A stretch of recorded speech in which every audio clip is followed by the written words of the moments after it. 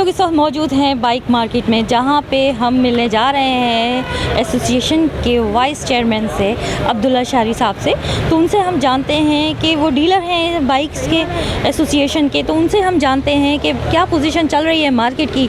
इस वक्त हमारे साथ मौजूद हैं अब्दुल्ला शारी साहब। तो आइए उनसे जानते हैं कि जो डॉलर की ऊंची उड़ान है उसके बावजूद मार्केट का क्या हाल हुआ है, कीमत में कितना अप एंड डाउन हो रहा है। अस्सलाम वालेकुम अब्दुल्ला साहब। जो फील्ड है हमारी वो काम ख़राब हो गया। अगर हम मोटरसाइकिल की बात करें तो मोटरसाइकिल वाहिद वो चीज़ है जो लाखों गाड़ियाँ रोड पर चल रही हैं, उनको पेट्रोल बारे में नहीं आ रहा, तो उनको कन्वर्ट होना था मोटरसाइकिल पे।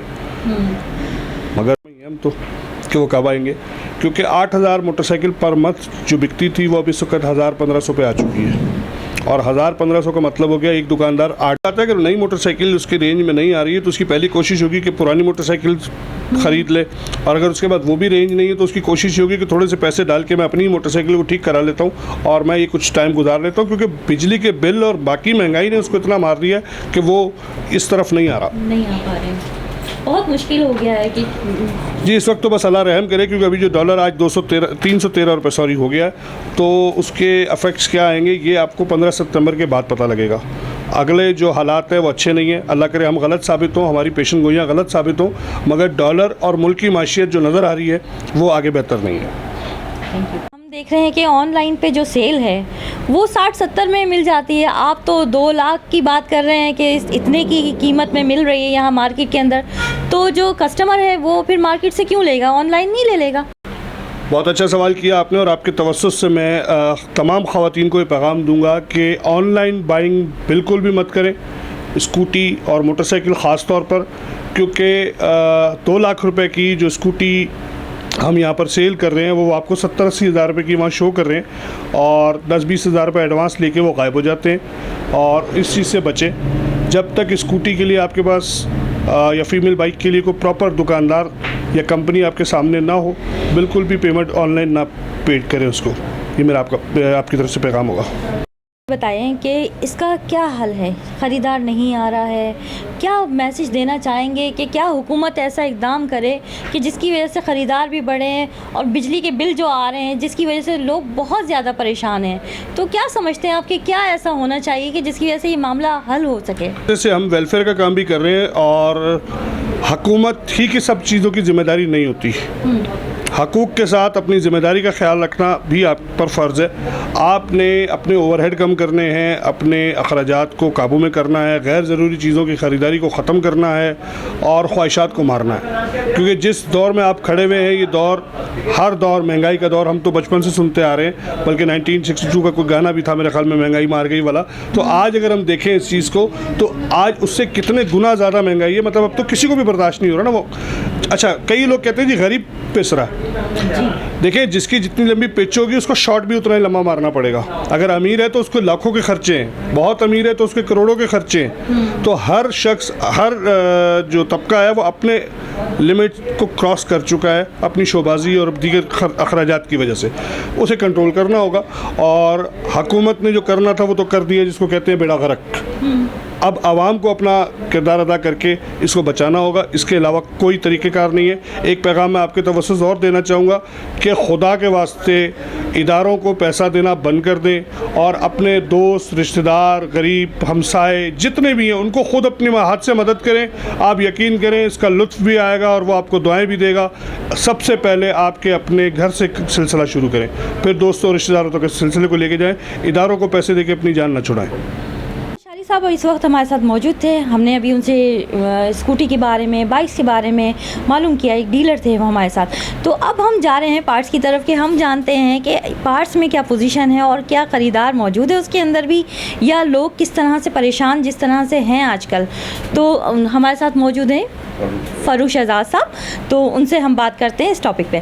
फ़ारूक साहब कैसे हैं आप? ठीक ठाक हैं? अच्छा हमें ये बताइएगा फ़ारूक साहब कि हमने देखा कि जो पोजीशन अभी चल रही है कि ख़रीदार मार्केट में नहीं है, मार्केटें खाली हैं बिल्कुल, तो हम पार्ट्स के हवाले से आपसे जानना चाहेंगे कि क्या इनके पार्ट्स वगैरह वो सेल हो रहे हैं, उसकी सेल किस तरह की जा रही है? जी बिस्मिल्लाहिर्रहमानिर्रहीम। असल में हमारे पाकिस्तान की इस वक्त पोजीशन यह है कि कुछ पता नहीं है, डॉलर ऊपर जा रहा है, लोगों की परचेजिंग पावर कम हो रही है, तो इस वक्त ये पोजीशन है, पार्ट्स में भी बिज़नेस नहीं है हमारा, बिल्कुल ही ख़त्म हो गया बिज़नेस। सारा दिन मार्केट में हम लोग बैठे हुए हैं। आप आएँ हमारी मोटरसाइकिल मार्केट में तो देखेंगे तो लोग बैठे हुए हैं, क्योंकि एक तो इंपोर्ट का बड़ा इफेक्ट आ गया, इंपोर्ट नहीं हो रहा पार्ट, एलसीए खुल नहीं रही है, उसकी वजह से पार्ट्स भी नहीं आ रहे हैं। दूसरी प्रॉब्लम ये हो गई कि मोटरसाइकिल जो है एक आप मिडिल क्लास से कह रहे हैं कि लोअर क्लास की सवारी है। अब वो लोअर क्लास वाला बेचारा इस वक्त पोजीशन में है कि अपने बच्चों की फ़ीस दे, अपने खाने का करे, या क्या कहते हैं पार्ट्स वगैरह में वो लगाए। बहुत सारे पेट्रोल की वजह से लोग ऐसे हो गए हैं कि अपनी बाइकें छोड़ दी हैं उन्होंने, घरों में रख दी हैं और बसों पे सफ़र कर रहे हैं। और दूसरा ये कर रहे हैं कि पहले कोई अपनी बाइक पे आता था, वो शेयरिंग में आ रहा है। आप हैरान ना होंगे कि बाइक में शेयरिंग करके आ रहे हैं। ये लोगों की पोजीशन हो गई है। तो इस वक्त कंडीशन मोटरसाइकिल पार्ट्स में भी परचेजिंग पावर होगी तो वो परचेज़ करेगा, अपनी बाइक को रिपेयर करेगा। तो इस वजह से जो है ना वो क्या कहते हैं, मोटरसाइकिल पार्ट्स में भी बिज़नेस नहीं है।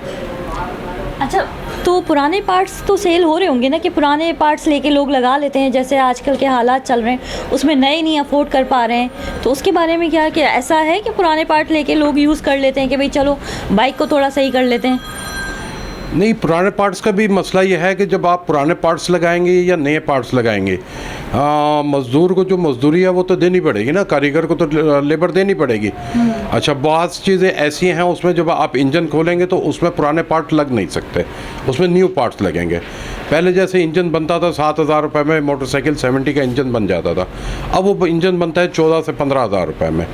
अगर वो इंजन खोलें तो उसमें बाज़ पार्ट्स ऐसे हैं जो पुराने लग ही नहीं सकते। इस वजह से लोगों ने अपनी बाइकें घर पे खड़ी कर दी हैं और बसों में सफ़र करना शुरू कर दिया। मैं कहना चाहूँगा कि बिजली के बिलों का यह हाल है कि 1 महीने के बाद जब बिल आता है, इसमें हमारे इंडस्ट्री वाले जो हैं वो कॉस्ट निकाल ही नहीं सकते।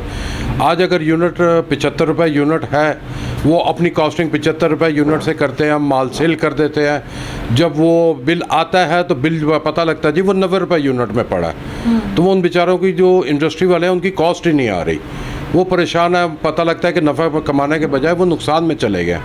इसलिए इंडस्ट्री वाले बहुत ज़्यादा जो है वो अपने फैक्ट्री जो है वो उसको या तो डाउन कर दिया है या उन्होंने बंद कर दी हैं अपनी फैक्ट्रियाँ। तो मेरी गवर्नमेंट से ये अपील है कि खुदा के लिए बिजली के बिलों को आप फिक्स करें, या बता दें कि उनको भैया इस यूनिट पे इस महीने पड़ेगा। आप एकदम ऐलान करते हैं कि बिजली का यूनिट जो है इतना बढ़ गया है, तो वो बेचारे इंडस्ट्री वाले कहाँ से करेंगे, सर्वाइव कैसे करेंगे। इसलिए हमारी एक्सपोर्ट भी कम है, हम किसी के साथ कंपटीशन भी नहीं कर सकते। तो गवर्नमेंट को चाहिए कि इसको एक स्मूथ चल जाए, डॉलर को फिक्स कर दें, डॉलर फिक्स हो, लोगों की परचेजिंग का पता लगे, उनको ये परचेज़ क्या है, बिजली के यूनिट को फिक्स करें ताकि इंडस्ट्री वाले हैं दूसरे जो जितने भी हैं उनको पता लगे कि हमारी कॉस्ट क्या है, तब वो आगे सेल कर सकते हैं। वो अपनी कॉस्ट लगाते हैं, जब सेल करते हैं तो पता लगता है कि वो यूनिट जो बिजली का बढ़ गया वो उनको नुकसान में हो जाता है। तो इसलिए गवर्नमेंट को चाहिए थोड़ा खुदारा इस चीज़ को देखें, इंडस्ट्री वालों को देखें। आप कहते हैं कि हमारी इंडस्ट्री बूम करनी चाहिए, तो लेकिन आप इन चीज़ों को तो कंट्रोल कर ही नहीं सक रहे हैं। इन चीज़ों को कंट्रोल करेंगे तो इंडस्ट्री बूम करेगी ना, एक्सपोर्ट करेगी। हमारी इंडस्ट्री वाले जितने भी एक्सपोर्टर हैं वो कम्पीट नहीं कर सक रहे। ये इंडिया हमारे बराबर बैठा हुआ है, चाइना है, कहाँ से कहाँ पहुँच गया इंडिया। इंडिया को देख लें, चाइना को देख लें, वो उनके साथ कैसे हम कम्पीट कर सकते हैं। हम तो बांग्लादेश के साथ कम्पीट नहीं कर सकते। तो वो इस बारे में गवर्नमेंट को सोचना चाहिए, इन चीज़ों को फिक्स कर दें आप। सर, इलेक्शन नहीं हो पा रहे हैं, तो उस हवाले से आप क्या कहेंगे कि गवर्नमेंट मतलब जिस तरह से जिस पोजीशन पे खड़ी है, निगरान आ गए हैं अभी, तो समझते हैं कि इस दौरान कुछ बेहतरी आ सकेगी? जी, मुझे तो लग रहा है कि जितने अरसे में अभी तो निगरान आया, मेरे घर में 10-15 दिन हो गया, अभी मुझे तो लग रहा है कि निगरान तो है ही नहीं। ये पाकिस्तान बगैर किसी गवर्नमेंट के चल रहा है। निगरान वज़ीर आज़म से बात करें तो वो कहते हैं जी मुझे जो है वो कम करने के इख्तियारात ही नहीं है, किसी चीज़ के कम करने के इख्तियारात नहीं है। आपको कम करने के इख्तियारात नहीं है तो आपको बढ़ाने के भी तो इख्तियारात नहीं होने चाहिए ना। आप डॉलर को तो बढ़ा रहे हैं, बिजली के यूनिट्स को बढ़ा रहे हैं, उनको आप बिजली के यूनिट्स को कम नहीं कर सकते, तो आप इनको बढ़ाने के इख्तियार ना करें। मुझे तो ऐसे लगता है कि पाकिस्तान में इस वक्त गवर्नमेंट नहीं है, बगैर गवर्नमेंट के ये पाकिस्तान चल रही है हमारा। मोहम्मद अली ताहिर साहब इस वक्त हमारे साथ मौजूद हैं, क्लियरिंग फॉरवर्डिंग का काम करते हैं। तो आइए उनसे इंपोर्ट के बारे में थोड़ा जानते हैं कि क्या पोजीशन है। अस्सलाम वालेकुम जी, हमें बताइएगा ज़रा कि अभी इंपोर्ट में क्या पोजीशन है। हम देख रहे हैं यहाँ पे मार्केट की तो हालत आपने देखी कि क्या है, बिल्कुल स्लो है, खाली पड़ी हुई है मार्केटें। तो इंपोर्ट में क्या पोजीशन है? डॉलर ऊपर जा रहा है तो इस वक्त इंपोर्ट भी उसी हिसाब से कम हुई है। एक तो डिमांड नहीं है मार्केट में किसी चीज़ की, तो इंपोर्टर भी हाथ पे हाथ रख के ही बैठे हुए हैं। उसकी वजह से पोर्ट पे भी क्लियरिंग का काम काफ़ी कम हुआ है। डॉलर जब तक ऊपर जाता रहेगा तो इंपोर्ट के काम में भी काफ़ी कम ही रहेगी। अच्छा, ये हमें ये बताइएगा कि एक्सपोर्ट की क्या पोजीशन है? अभी जो हालात हैं, बिजली के बिल भी बहुत ज़्यादा आ रहे हैं, लोगों को बहुत ज़्यादा इसकी तरफ से टेंशन में लोग हैं और बहुत डिस्टर्ब हुए हुए हैं। उस सूरत में ज़ाहिर है सेल तो बिल्कुल डाउन हो ही गई है, लेकिन आप क्लियरिंग्स का देखते हैं तो इसके अंदर क्या पोजीशन है एक्सपोर्ट के हवाले से? क्या तो रॉ मटेरियल की इंपोर्ट भी एक्सपोर्टर कर नहीं पा रहे, तो इस वजह से एक्सपोर्ट पे भी काफ़ी असर पड़ा है और एक्सपोर्ट भी काफ़ी कम हो गई है। और फिर बिजली के बिलों की बहुत ज़्यादा होने की वजह से एक्सपोर्टर को उसमें बिल्कुल मार्जिन नहीं मिल रहा, तो बिल्कुल एक्सपोर्ट पे भी इसका बहुत ज़्यादा असर पड़ा है और एक्सपोर्ट भी काफ़ी कम हुई है हमारे पाकिस्तान में। इसकी वजह से रॉ मटेरियल भी नहीं आ पा रहा डॉलर के ज़्यादा होने की वजह से, तो एक्सपोर्ट भी काफ़ी कम हुई है इस वजह से। अच्छा, एक सवाल आपसे और करना चाहेंगे कि हमने ये देखा था कि कंटेनर रुके हुए थे पोर्ट के ऊपर, वो क्लियर नहीं हो रहे थे, क्लियरेंस नहीं मिल रही थी, तो फिर किस तरह से काम चलेगा? किस तरह से ये भी प्रॉब्लम्स आई थी लोगों को? ये पहले तो बिल्कुल इन्होंने एलसीज खोलनी बंद कर दी थी और बैंक बिल्कुल एफआई कर नहीं रहे थे अप्रूव। बीच में इन्होंने थोड़ी बहुत की हैं, लेकिन अब फिर बैंक की तरफ से थोड़ी बहुत प्रॉब्लम्स आ रही हैं, हर्डल्स हैं, तो इंपोर्टर को इसमें प्रॉब्लम्स आ ही रही हैं। और फिर यहाँ पे क्योंकि सेल भी इतनी ज़्यादा नहीं है, तो इंपोर्टर वैसे भी इतनी ज़्यादा इंपोर्ट अब कर नहीं पा रहे। Okay, thank you sir.